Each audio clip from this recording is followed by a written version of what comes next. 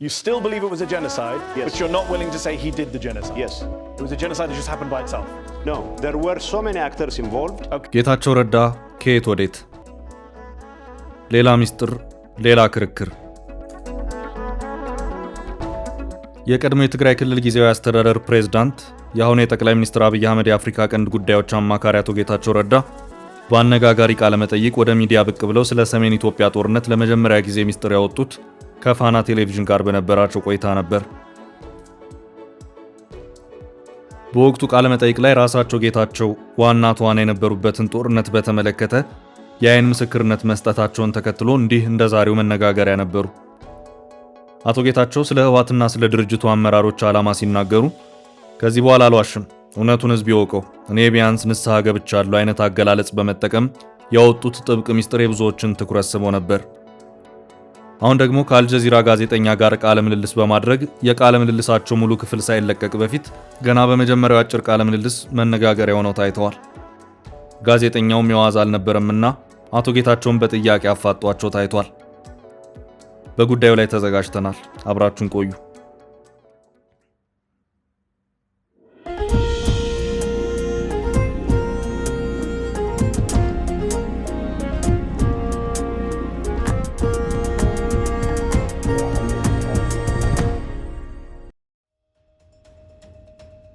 ጌታቸው ረዳ ከየት ወዴት? አቶ ጌታቸው ረዳ ከዩኒቨርሲቲ ከወጡ በኋላ የረጅም ጊዜ ስራቸው መምህርነት ነበር። በአስተማሪነት ለረጅም ጊዜ መቆየታቸውን ራሳቸው በአንድ ቃለ መጠይቃቸው ላይ ሲናገሩ ተሰምተዋል። በመምህርነታቸው ጎበዝ ከሚባሉት አንዱ እንደነበሩ በግለ ታሪካቸው ዙሪያ የወጡ መረጃዎች ያስረዳሉ። ከአስተማሪነት የወጡት ህወሓት የበላይ በሆነበት የኢህአዴግ መንግስት ነበር። ሂደቱን ሲያስረዱም እንዲህ በማለት ነበር። ከዩኒቨርሲቲ ከወጣው በኋላ ለረጅም ጊዜ አስተማሪ ነበርኩ። አስተማሪ በነበርኩበት ሰዓት የማምንባቸው ጉዳዮች ነበሩ። የወቅቱ እምነቴም ከገዢው ፓርቲ ጋር የሚቀራረብ ነበር። አባሎንኩም አልሆንኩም በድርጅቱ ራሴን እንደ አባልነት ነበር ምቆጥረው። አባልነት ፈርሜ ነው ከፍተኛ አመራር የተመደብኩት። ይህ ለነባሮቹ የህወሓት አመራሮች ትንሽ ግር የሚል ነገር ፈጥሮ ነበር። አኩርፎ ቢወጣስ ምን እናደርገዋለን የሚል ስጋት ውስጥ ነበሩ በማለት መናገራቸው የሚታወስ ነው።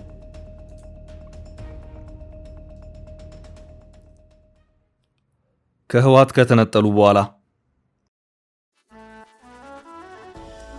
አቶ ጌታቸው ከህወሓት የተነጠሉት የፕሪቶሪያ የሰላም ስምምነትን ተከትሎ ነው። ህወሓትን ወክለው ከተደራደሩት የህወሓት አመራሮች መካከል አንዱ የነበሩት አቶ ጌታቸው ከፕሪቶሪያ የሰላም ስምምነት በኋላ ከህወሓት ነባር አመራሮች ጋር ውስጥ ለውስጥ ሲሻኮቱ ቆይተው መጨረሻ ላይ ተለያይተዋል። ከህወሓትም ከትግራይ ጊዜያዊ አስተዳደር ፕሬዝዳንትነት የሚወጡበት መንገድ ጤናማ እንዳልነበር ይታወሳል። ህወሓት ለሁለት እስከ መከፈል የደረሰው የጌታቸው ከመቀሌ ወደ አዲስ አበባ መምጣትን ተከትሎ ነው። ከመምጣታቸው በፊትም ክፍፍሉ በተወሰነ መልኩ ይታይ ነበር። በኋላ ላይ ለይቶለት ታይቷል። አቶ ጌታቸው አዲስ አበባ እንደገቡ መጀመሪያ ከቢቢሲ ጋር ቃለ ምልልስ አድርገው ወደ መቀሌ እንደሚመለሱ ተናግረው ነበር። ትግራይ ያለው ሁኔታ ጥሩ ስላልነበር ጌታቸውን መለሳለሁ ብለው ሳይመለሱ በወጡበት ቀርተዋል።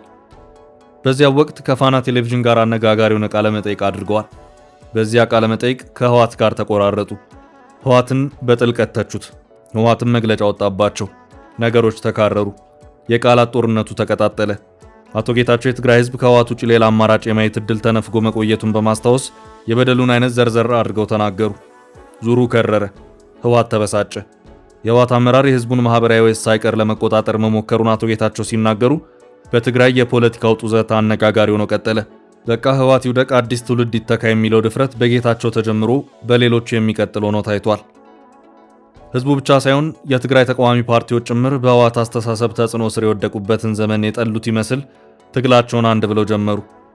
ህወሓት ያን የመሰለ ህዝብ ይዞ ትግራይን ማድረስ የሚገባው ቦታ ላይ መድረስ አልቻለም የሚለው ተቃውሞ በጌታቸው ብቻ ሳይሆን በሌሎቹም ይቀነቀን ጀመር። እንደ ጌታቸው አባባል ህወሓት በህዝቡ ቢታመንም የታመነውን ያህል አልሆነም። እኔ ያልኩት ብቻ ነው ትክክል የሚል አስተሳሰብ ነው የተጠናወተ ይላሉ። አመራሮቹ ህወሓትና ትግራይ አንድ ናቸው የሚለውን አጀንዳ በእጅጉ ይጠቀሙበታል በማለትም መተቸታቸው ይታወሳል። የህወሓት አመራር ራሱን የህዝብ ወኪል አድርጎ የሚገልጽ ነው። የትግራይ ጉዳይ የጓዳ ሆኖ እንዲቀር ነው የሚፈልገው ይላሉ። ይህ ማለት ህወሓትን ከትግራይ ውጭ ሌላው የኢትዮጵያ ህዝብ እንዳይሰማው በአማርኛ ቋንቋ መተቸት አይቻልም። ሰነፍ አስተሳሰብ የተጠናወተው ነው በማለት ተችተው ነበር።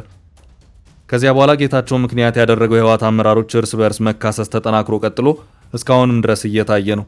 አመራሮቹ የጋራ ጉዳይ ይዘው በጋራ ማቀዳቀቷቸው መቸገራቸውን አቶ ጌታቸው እንዲህ ይገልጹታል። እኔ ባለሁበት የህወሓት አመራር የሳምንቱን እንኳን መተንበይ አቅቶን ነበር። ህዝብ ጦርነት ውስጥ ከገባ በኋላ በመስዋዕትነቱ የፈለገው ርቀት ሊሄድ የሚችለውን አደጋ ቀልብሶ ወደ ሰላም ከመጣን በኋላ በየሳምንቱ የሚቀያየር በየሳምንቱ አጋጣሚዎችን ልጠቀም የሚል አደገኛ አመራር ተፈጠረ።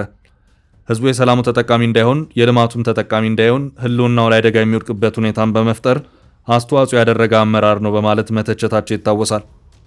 በመጨረሻም እኔ ቢያንስ ንስሐ ገብቻለሁ። ይህንን ወጣት እያጭበረበርኩ መኖር የምችልበት ጊዜ አክትሟል። አመራሮኛ ያጠፋቸው ጥፋቶችን ኃላፊነት ለመውሰድ ዝግጁ ነኝ።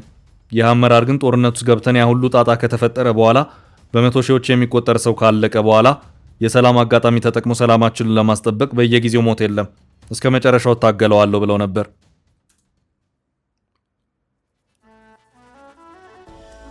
የጠቅላዩ አማካሪ ከሆኑ በኋላ ጌታቸው ከላይ በመጠኑ ያስታወስነውን ትችት በህወሓት ላይ አብዝተው ከሰነዘሩ በኋላ ብዙም ሳይቆየ ጠቅላይ ሚኒስትር አብይ አህመድ የምስራቅ አፍሪካ አማካሪ ሚኒስትር መሆናቸው ይታወቃል። አቶ ጌታቸው የጠቅላይ ሚኒስትሩ አማካሪ ከሆኑ ጊዜ በኋላም የሚያነሷቸው ሐሳቦች አነጋጋሪ ሆነው ቀጥለዋል። ከአስተማሪነት ወደ ፖለቲካ ከመጡ በኋላ ይበልጥ ታዋቂና አነጋጋሪ የፖለቲካ ሰው መሆን የጀመሩት አቶ ጌታቸው ረዳ የኢህአዴግ ውድቀትን ተከትሎ ህወሓት ከ4 ኪሎ ቤተ መንግስት ወደ መቀሌ ጠቅልሎ ከገባ በኋላና በሰሜኑ ጦርነት ጊዜ ስለ ጠቅላይ ሚኒስትሩ ያቀርቡት በነበረው አነጋጋሪ ትችት ነው። አቶ ጌታቸው ከህወሓት ጋር ያላቸው የትግል ታሪክ ከደደቢት በረሃ ትጥቅ ትግል የጀመረ አይደለም። የነበራቸው የኃላፊነት ቦታም ቀስ በቀስ እያደገ የመጣ ነው። በተለይም ትግራይን መነሻ አድርጎ በሂደት ወደ አማራና አፋር ክልል ተስፋፍቶ ለ2 ዓመታት ያህል በተካሄደው ጦርነት አቶ ጌታቸው አይረሱም። በጦርነቱ ወቅት የህወሓት ቃል አቀባይ ማለትም በህወሓት የሚዲያ ፕሮፓጋንዳ ክፍል ያደርጓቸው የነበረው ቃለ መጠይቅና ንግግሮች በጣም አነጋጋሪና ለረጅም ጊዜ የማይረሱ መልእክቶችን የያዙ ነበሩ። መቼም ከማይረሳው ንግግራቸውና ትችታቸው ውስጥ ስለ ጠቅላይ ሚኒስትሩ የተናገሩት አንዱ ነው። አቶ ጌታቸው ጠቅላይ ሚኒስትር አብይ አህመድን የተቹበት መንገድ ሌላው ፖለቲከኛ ከተቸበት መንገድ በተለየ መልኩ ጥብቅና ጥልቅ ነበር።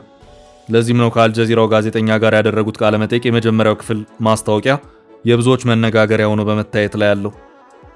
የአቶ ጌታቸው ረዳና የጋዜጠኛው ፍጥጫ በትግራዩ ጦርነት ላይ ትኩረት ያደረገ ነው። ስለ ጦርነቱ ፖለቲካዊ ሚስጥር ካላቸው አመራሮች ውስጥ ጌታቸው ረዳ አንዱ ናቸው። ሚስጥራቸው ከህወሓትና ከፌዴራል መንግስት ጋር የተያያዘ መሆኑም የሚዘነጋ አይደለም።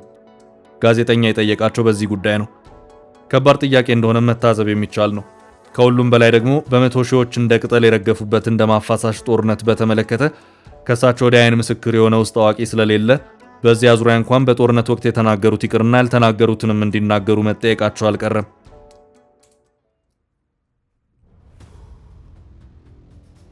የጌታቸውና የጋዜጠኛው ፍጥጫ። የጠቅላይ ሚኒስትሩ የአፍሪካ ቀንድ ጉዳዮች አማካሪ አቶ ጌታቸው ረዳ እስከዛሬ ካደረጓቸው ቃለ መጠይቆች ውስጥ ከአልጀዚራ ጋር ያደረጉት ቃለ መጠይቅ የተለየ ፖለቲካዊ ትርጉም ይዞ የብዙዎች መነጋገሪያ ሆኗል። ሙሉ ቃለ መጠይቅ ባይለቀቅም ተቀንጅቦ የተላለፈው ቃለ መጠይቅ ከበድ ያለ ሆኗል። የአቶ ጌታቸውና የጋዜጠኛው ቃለ ምልልስ በክርክር የታጀበ ነው። ጋዜጠኛው ሲሞግታቸው፣ ሲከራከራቸው፣ ሚስጥር ሊያውጣጣቸው ሲጥር ታይቷል። ጌታቸውም በጋዜጠኛው የተጠየቁበት ጉዳይ ከሰሜኑ ጦርነት ጋር በተያያዘ ነው። ጋዜጠኛው በተለይም ጠቅላይ ሚኒስትሩን በተመለከተ አጥብቆ ጠይቋቸዋል። ማህዲ ሐሰን የተባለው የአልጀዚራ ጋዜጠኛ አቶ ጌታቸው ረዳ ጠቅላይ ሚኒስትር አብይ አህመድ ላይ በሰሜኑ ጦርነት ወቅት ያቀረቡትን ትችት እና ክስ በማስታወስ በጠንካራ ጥያቄ ሞግቷቸዋል። ጋዜጠኛው ጠቅላይ ሚኒስትሩን በትግራይ ጄኖሳይድ ወንጀል ፈጽመዋል ሲሉ ከሰው ነበር። አሁን በእርሳቸው አስተዳደር ውስጥ ሹመት አግኝተዋል። እንዴት ወንጀል ፈጸሙ ካሉት አካል ጋር አብረው ይሰለፋሉ በማለት የሚጠበቅ ግን ደግሞ ለመመለስ የሚከብድ ከባድ ጥያቄ እንደጠየቃቸው በምላሻቸው ታይቷል። አቶ ጌታቸው ጠቅላይ ሚኒስትሩ ላይ በወቅቱ ይህን ክስ ያሰሙት በጦርነቱ ግለት ላይ ሆኖ እንደሆነ ቢናገሩም ጋዜጠኛው በቀላሉ የሚለቃቸው አልሆነም። እንዲያም ሆኖ ግን አቶ ጌታቸው ለጋዜጠኛው ጥያቄ በሚሰጡት ምላሽም ሆነ በንግግራቸው ቁጥብ ሆነዋል። ምላሻቸው ለመፍረድ የሚከብድ ሆኖ ታይቷል። ተቺዎቻቸው ለምን ቀደም ሲል የተናገሩትን አሁን አስተባበሉ በማለት ሌላ ትችት ሰንዝረውባቸዋል። ይህ ከህግ አካሄድ አኳያ ሲታይ አቶ ጌታቸው ለጋዜጠኛው ሲናገሩም ሲያስረዱም ታይተዋል። የወንጀል ተጠያቂነቱን በተመለከተ ራሳቸው ጠቅላይ ሚኒስትሩ ይከላከሉ የሚያስብሉ ምላሾችን የሰጡት። ጠቅላይ ሚኒስትሩ ወደ ስልጣን ከመምጣታቸው በፊት ጓደኛ እንደነበሩ ያስታወሱት አቶ ጌታቸው አሁን የምስራቅ አፍሪካ ጉዳዮች አማካሪ ከሆኑ በኋላም በቀደመ ጓደኝነታቸው ጭምር መሆናቸውን መናገራቸው ለጋዜጠኛው ይበልጥ ጥያቄ ፈጥሮ በዚህ ዙሪያም በጠንካራ ቃል ጠይቋቸዋል። የአቶ ጌታቸው ጠቅለል ያለ ምላሽ ግን ከህግ አካሄድና ከኃላፊነት ቦታ ጋር የተያያዘ ይመስላል። የጠቅላይ ሚኒስትሩ አማካሪ በሆኑበት በዚህ ሰዓት እንደ ሌላ ሰው ወይም እንደ ቀደመው አቋማቸው ነው ጠቅላይ ሚኒስትሩን ይተቻሉ ተብሎ አይጠበቅም። ወንጀለኛ ነው ይላሉ ተብሎም የሚጠበቅ አይደለም። ሁሉም ነገር ግን በህግ እንዲታይና በዚያ መሰረት ጠቅላይ ሚኒስትሩ ከተጠየቁ ራሳቸው በተጠየቁበት ጉዳይ ይከላከሉ የሚል ትርጉም ያለው ምላሽ ነው የሰጡት። ይህ ምላሻቸው ራሱን ችሎ አከራካሪና አነጋጋሪ ሆኖ በማህበራዊ ሚዲያ በርካቶች በቃለ መጠይቁ ዙሪያ አስተያየታቸውን ሲሰጡበት ነው የታየው። ጉዳዩ ከህወሓቱ ሊቀመንበር ዶክተር ደብረጽዮን ጋር የተገናኘበት ሁኔታም ታይቷል። ደብረጽዮን ልክ እንደ ጌታቸው የፌዴራል መንግስትና የኤርትራ መንግስትን ወንጀለኛ አድርገው ሲከሱ ነበር። በአሁኑ ሰዓት ከኤርትራ መንግስት ጋር ጽምዶ የተባለ ጥምረት በመፍጠራቸው ክሳቸው መልኩን ቀይሯል። ክሳቸው ፌዴራል ላይ ብቻ ነው ትኩረት ያደረገው። ይህ ከፕሪቶሪያው የሰላም ስምምነት በኋላ ከተፈጠረው የኃይል አሰላለፍ ጋር የተያያዘ ሆኖም ትንታኔ እየተሰጠበት ይገኛል። ከዚህ አንጻር የጌታቸው ረዳ ቃለ መጠይቅ ከኃይል አሰላለፍና ከህግ አግባብ ሲታይ የሚጠበቅ ምላሽ የታየበት ነው። ሙሉ ቃለ ምልልሱ አየር ላይ ሲውል ደግሞ ውዝግብ የፈጠረው ጉዳይ ይጠራል ተብሎ ይጠበቃል።